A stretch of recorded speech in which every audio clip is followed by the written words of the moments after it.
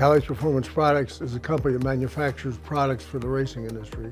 We manufacture crankshafts, connecting rods, and camshafts. We have 100,000 square feet in this building, and we have a 20,000 square feet heat treat building and a 20,000 square feet storage building adjacent to this operation.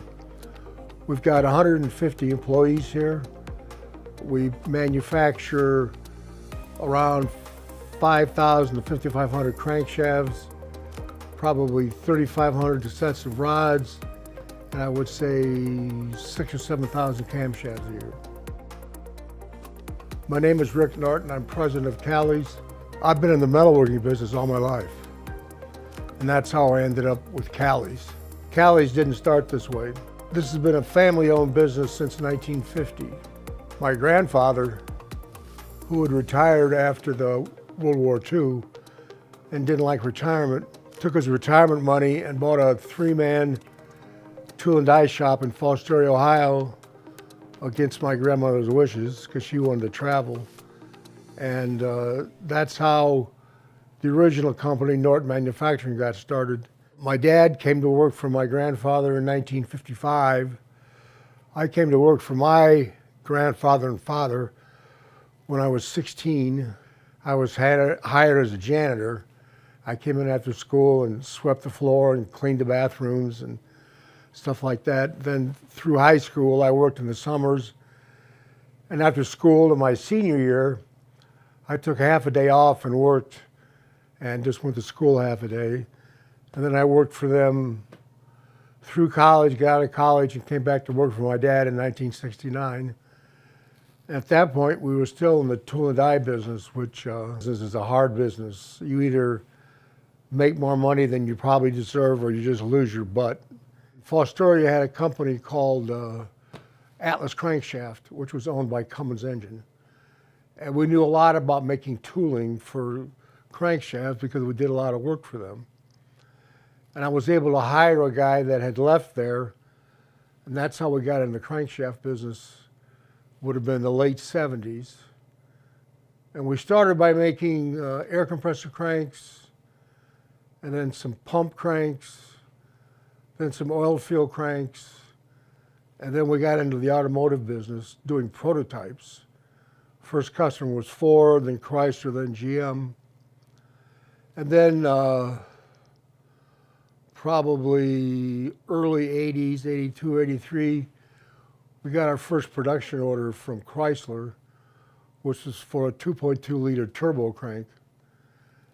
And that was the beginning of getting into the higher production with crankshafts. And Chrysler became our biggest customer for probably almost 10 years. And then we branched out and we started doing diesel cranks.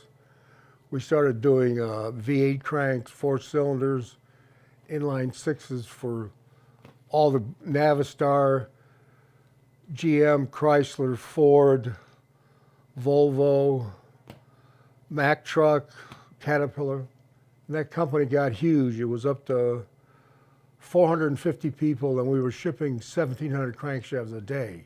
And the bets kept getting bigger and bigger. But I go a little bit too far, too fast. If you scale back to the middle 80s, a guy by the name of Joe Lunati, who's a famous racer in our industry, called me and asked if I would rough out some little blocks for him. That's what he called them, little blocks. And I said, well, I'm sure I can, send me some drawings. So he sent me some drawings and I gave him a price. That's how I became aware of the racing industry, was roughing out small blocks and big blocks and some Fords for Joe Lunati. He's been an old friend of mine for decades, but then I noticed how big the business was. And we were doing race cranks for a guy by the name of John Callies at Pontiac Motorsports, the Iron Duke, and a couple other things, and some V8s for their sports program. And the company, Callies, it really wasn't Callies, it was just, I was selling under the Norton manufacturing name, and it was in a corner of one of our factories, because at the time we had 3 factories.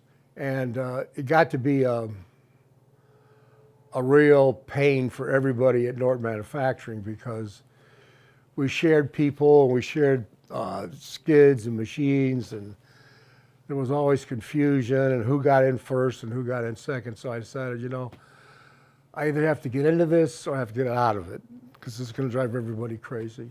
So I met John Callies at a SEMA show in Las Vegas and talked about him coming to work for us and running the performance division.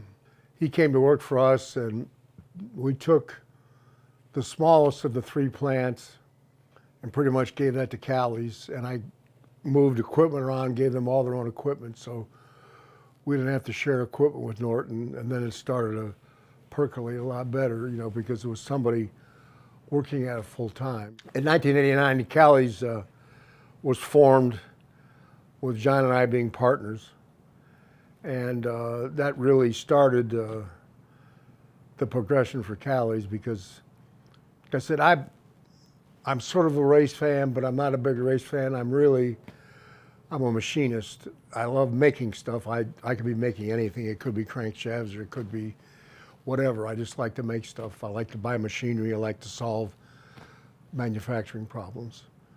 But we started out, and it grew every year, and it got better and better, and our product got better and better. And one of the things that really helped us was I had a relationship with Sumitomo Metal in Japan at Sumitomo Corporation, which was their trading company. And they're a world-class forger. And because of them and my relationship with them, we were able to get the best small block and big block forging in the business, which really made our product superior to everybody else's. From 1986 on, like I said, Callies was independent and had its own payroll, its own employees, its own factory, its own machinery. And Norton Manufacturing kept growing and growing and growing. And then in 2008, I sold Norton Manufacturing to, in fact, the 2 Sumitomos, Corp and Metal.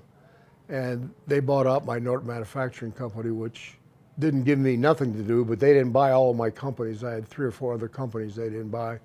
I still had Callies, and was able then to focus my total attention on Callies. And that was sort of opportune, because I sold the company in '08, and I think it was 9 or 10 when Crane Cams went out of business. And Crane Cams have been making the camshafts for Lycoming Engine in Williamsport, Pennsylvania, and Lycoming was a crankshaft customer of mine. And I was driving to the airport with my son to go to Vegas to look at getting in the medical supply business. And I called the buyer, and I said, did you know that Crane closed their doors this morning? He says, you're kidding. I said, no, they shut down this morning. He said, well, you got to meet me down there. I said, I'm going to Vegas. He said, well, when you get there, spend the night, turn around and come down to Florida. So I went to Vegas, spent the night, turned around, and flew back to Florida, and met him at Crane. And the power company had shut the power off because they were like 6 months behind in their power bill. And if you wanted to look at the equipment, you had to take a flashlight in and get by an armed guard. But that's what essentially got us into the camshaft business, was started making camshafts for Lycoming. And then, you know, once I'm doing camshafts for Lycoming, why not do camshafts for racing cars? So that was a natural step for us to get into the camshaft business. And then the other natural step was, when you're selling somebody a crankshaft, they got to put connecting rods on it. So when you got the guy on the phone and he's buying a crank, why not sell him a set of connecting rods? So we got into the connecting rod business, because I can't help myself. Natural progression of crankshafts is one that, in my opinion, it's difficult to stay small, because you need some width and breadth to be able to have the equipment and have the necessary people to engineer it and manufacture it. So even back in the early 80s, I roughed out some cams for comp cams and thought it might be neat to get in the camshaft business, but my crankshaft business was growing so quickly that I just finally said, no, I can't do that. I don't have time right now. So I stepped away from that. But, you know, I think it's all part of being in the, what you might want to call the engine building business, or the business where you're making parts for engines. There's always opportunities. Everybody has a need, everybody has a problem. One of our biggest problems at Callies is saying no. We tend to want to help everybody, and that sometimes we sort of trip over ourselves because we have too many special projects. But you know, there's a lot of business out there and there's a lot of opportunities. The secret is picking the right ones that are going to blossom and bear a lot of fruit versus the ones that it's some engine builder's wild idea and all of a sudden you make 3 of them and nobody wants any more. Rick, do you want to talk about each of those leaps from crankshafts to cams to connecting rods? Like, what did each of those new products require? My CFO has always preached that we're in what they call the round and ground business. It's got to be round, it's got to be ground. That obviously was crankshafts and also camshafts. Camshafts are a whole lot easier than crankshafts. Everything's easier than crankshafts. I mean, if you can make a crankshaft, you can make almost anything. I don't want to brag about it, but it's a very difficult product to make. So camshafts was the natural progression because, you know, it's round and ground. And all I really had to buy to get in the camshaft business was I had to buy a camshaft mill and a lobe grinder. I already had the lathes, I had the drills, I had everything I needed other than those 2 pieces of equipment. So I bought a camshaft mill and I bought a couple of lobe grinders. And that was pretty much a walk in the park getting into the camshaft business. Now the connecting rod business was a different story. Obviously connecting rods are totally different. I've always known that when you start a new product, it's never as easy as it seems. Every product has its own magic and its own little touches that make it better suited, make it last longer, make it more applicable. So I knew that was the case, so we hired a guy named Jack Sparks who had worked at Carilla to be a consultant to get us into the connecting rod business. And I started buying machinery, and he sort of took us by the hand and told us, showed us how to do it. It was sort of like my guy that got me in the crankshaft business. Jack's a wonderful guy, and I can't say enough good about Jack, but he was very instrumental in us becoming successful in the connecting rod business. And it was a matter of just knowing the disciplines. You know, there's steps that you have to take to make it right, and you can't cut corners. If you cut corners, you come up with an inferior product, and then you have problems. The first couple sets we sent out, just sent the engine builders to try these things, see what you think. And we had a few problems that we immediately corrected, and that was pretty much it as far as anything that was a major flaw in our manufacturing process. And that's pretty much thanks to Jack Sparks, who's a hell of a nice guy. Can you talk a little bit about what the industry was like back then versus what it's like today?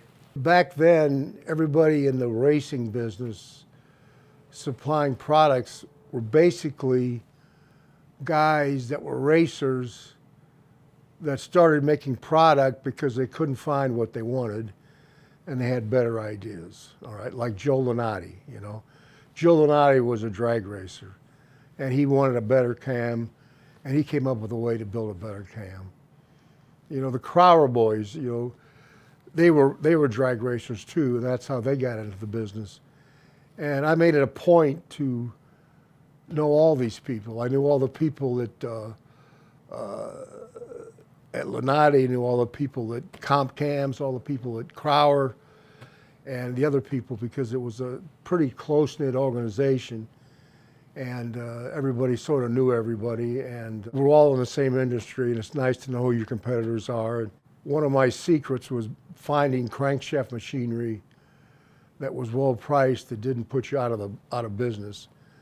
The rule of thumb in the crankshaft business is any new machine for any operations is $1 million. So if you can't afford $30 million, you're not getting into the crankshaft business with new equipment. I had a bunch of machinery dealers that I became friends with, and whenever anything popped up, I was the first one to hear about it and bought a lot of machinery. Starting about, probably 15 years ago, a lot of these smaller mom and pop operations that started in the 50s, 60s, and 70s kept growing and gotten bigger and bigger. And the owners got older and older and decided they wanted to cash out their chips. So the financial guys decided they should do some roll-ups and buy these companies. So a lot of investment bankers have bought up a lot of my competitors. You know, it's like everything in life. Some of it's good, some of it's bad. Some of it helped the people, some of it didn't help them. You know, it's all a matter of, you know, you can take a great company and screw it up pretty quick. And you can take a company that's floundering, and if you have the right people, you can make it right and start prospering. So it's, across the industry, it's changed. There's not a lot of independence anymore. We're probably the biggest independent left in this business, I would think. I can't say that for sure, but I don't know anybody that's independent that's bigger than us. Over the years, has there been one secret to the success of the company? I think the company's success has always been persistence. My belief is that persistence always wins the day. I'm not particularly bright. I don't have an engineering degree. I'm just a guy that was lucky, the right place, the right time. But the one attribute that I have that has carried me through all of this is persistence. I just never say die. I'm like a dog on a bone. I decide we're going to beat this to the death, and we do it, you know. And it's, some days you think, well, what are you doing, crazy guy? You go home and go to bed and find something else. But I've always found that if you are persistent, you will, at the end of the day, come out ahead. Talk about how important it's been for you that, you know, you've got somebody who's going to carry on the business. My son Heath started after he went to graduate school. It's nice not to have to worry about what's going to happen to the company. And I'm hopeful that he will continue on with our success and our prosperity and take care of our employees who are really, that's the most important thing about this company, is my employees. I can't tell you how blessed I've been by having good people. I mean, they make me look good every day, and that's not easy, okay? That's a full-time job. And, you know, I'm semi-retired, and I spend time in Florida, and I have a house in northern Michigan, and I spend time up there. And I've never felt like I have to be here every day. Between Heath and my managers and stuff, I think we've got a really good management team that's going to propel the company for the next couple decades and really take care of my people, because anybody can buy machinery. If you got enough cash, you can buy any machinery you want to make anything you want, all right? But machines don't make product, people make product. And if you don't have first-class engineers and first-class machinists and maintenance people and engineers, no matter how good your machinery is, you're never going to get there. So God bless all my employees. Hello, my name is Rick Norton. I'm with Callies Performance Products. I'm the Vice President of Sales. I'm the 5th generation of Nortons who run a crankshaft company. I started pushing a broom, cleaning machines. It was a very worthwhile experience. We learned very quickly I'm not destined to run machines. It was good for everybody. I'm better on the sales side, product development, business development, and more the administrative side of our business. What do you see as the future of the company, you know, going forward? My hopes are that the racing business still prospers, obviously. If the racing business doesn't prosper, we got a big problem. I think we have a good enough reputation and a good enough manufacturing facility and a good enough network that as long as there's not some catastrophe or something ugly that I can't foresee happens, that that we should stay in business and prosper. Another thing we're doing, we have a company called Energy Manufacturing, and they're in the engine block business, and that's very premature for us now. We got into this a couple of years ago. I have a factory in Fremont that I set up to do business for the oil field. It has big boring mills.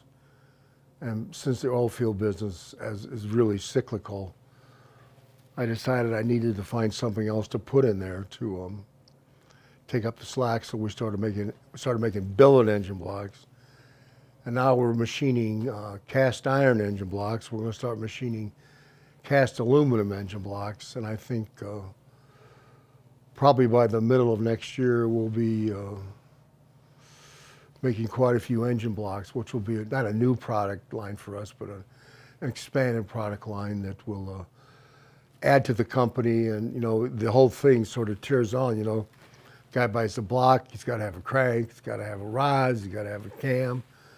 So part of our philosophy is make this as much of a one-stop shop as we can to make it easy for people to make one phone call and grab a bunch of stuff. So that's my hope for the future, is that that we can do that. It's been a fun life for me doing this.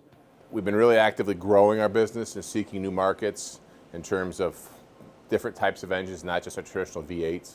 A lot more 4-cylinder, 6-cylinder, 10-cylinder, and some 16-cylinder. Tractor pulling. We also do some military cranks. We do aviation cranks. We do lots of different cranks besides just race cranks. I sort of go out and try to understand where the market's going more, working with the customers. I love going to races. I love being in the pits. I love going to the starting lines of drag races. You want to talk about the future of the company and kind of where you see it going? Running Callies is a great privilege. And it's not because of just, it's my family's business. It's because all the people that work here. That we are a very family-oriented business. We really strive to keep it that way. We see our business changing frequently with competitors being bought by Wall Street, private equity groups, and people that are in it for an investment dollar. This is our livelihood. This is what we do. We make cranks. We've made cranks for 50 plus years. We're going to continue to make cranks as long as we're able to. It's very important to me to uphold not only the legacy, but grow into the future. We really feel that there's a lot of opportunity with the internal combustion engine that has not been tapped yet. We're not done. We're not done fighting. We're not done challenging. We're not done growing, developing products to keep pushing the racing industry, the transportation industry, the aviation industry, the military complex forward using internal combustion engines. Not only cranks, but connecting rods and cams. We also make engine blocks in energy manufacturing. We do a full line of billet blocks in big block Chevrolet, LS, and small block Ford. We are adding to that actively. We'll be introducing new products next year in the billet market. We have been making Gen 2 Hemi blocks with a licensing partnership with Mopar. And we're going to be launching a cast aluminum Gen 3 Hemi block first part of next year in conjunction with Mopar. That will be in the Hellfit crate engine, the drag pack engine, and we'll also be selling it through Callies under a licensing agreement. My name is Heath Norton. I'm Vice President of Sales at Callies Performance Products. I look forward to seeing each of you at the track. Thank you for coming and participating and learning about our story, and we're excited to have each of you come visit us and learn more about what we do. My name is Rick Norton. I'm the president of Callies Performance Products. I want to thank Engine Builder for coming down and doing this interview and hopefully putting a fabulous edition out about Callies Performance Products. Thank you.